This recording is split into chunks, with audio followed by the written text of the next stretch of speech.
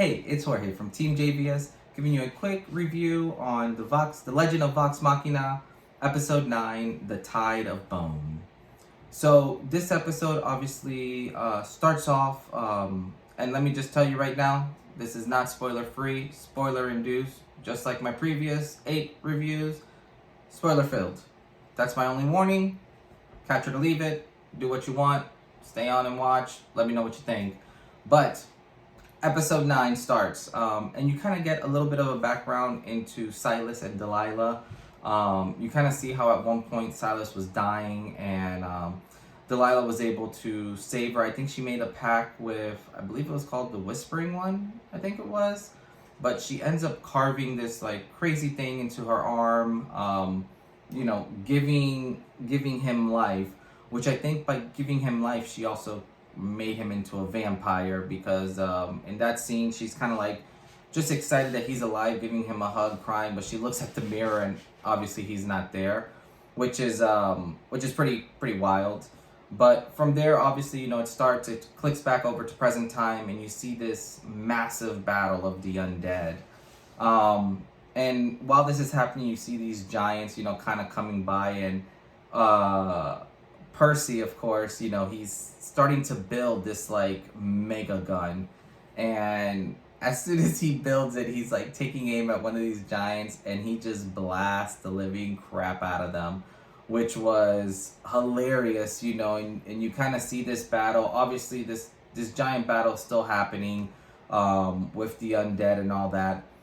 Throughout this battle, you're starting to see how serious it really is, and there's literally hordes everywhere coming from all angles. At one point, Archie ends up kind of battling the Duke, and Archie dies, which sucks, because I thought he was such a cool little character. And as he dies, obviously you kind of see the impact that had on Percy, which throughout these few episodes, he's been kind of taking a backseat into like leading his people and all this. But from there, you see Percy just, he gets up, they're on the tree, and he kind of just gives this like speech, like this, basically he uses like his full name, like I think he's like, I'm Lord Percival, the Rolo, some other stuff, and he just keeps going with, his 18 names that he has. But it was just such an inspirational speech. While that's happening, I believe Caliph also does an ice wall to slow down some of these undead,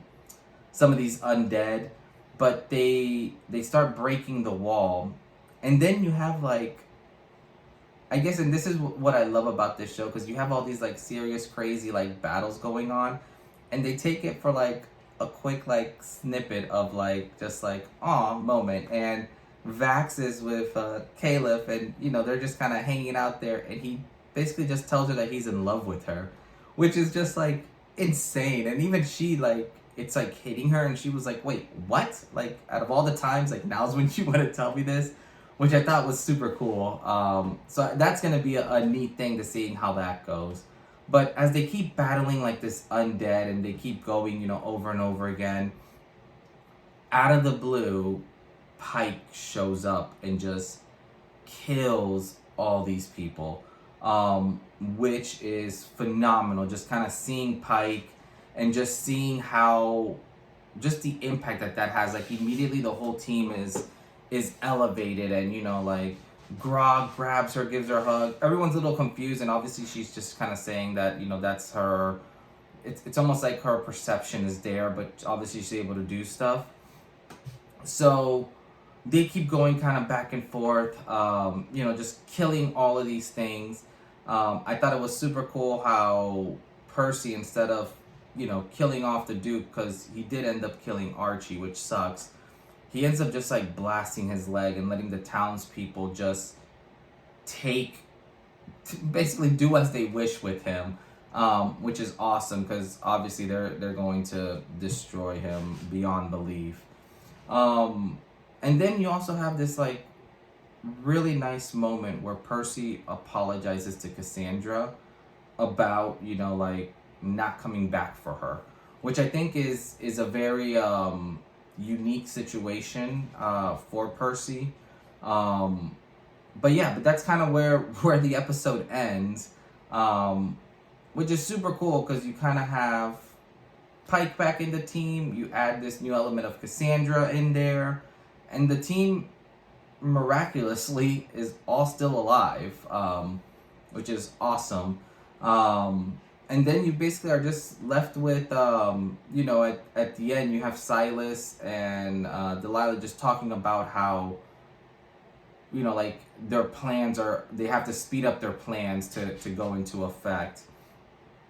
So that's kind of how the episode ends. Obviously, we still have 3 more episodes in this season, and there is a lot to kind of finish off or close in these 3 episodes. So I'm very excited to see how they are going to do that. I think, obviously, Pike's kind of whole episode, or, you know, like whole story arc is kind of complete when you think about it, because she lost her deity, you know, like her Everlight, she gained it back. Everyone has kind of had their highlights, so it will be neat to kind of see how they end up, you know, tying all this together. But I'm looking forward to it. This has been an amazing show so far. I have no doubt they're gonna kill it in the next 3 episodes. But other than that, let me know your thoughts. Let me know what you thought about these, you know, like 3 episodes that just got released. But yeah, other than that, this is Jorge from TeamJVS, and we'll see you next time. Peace.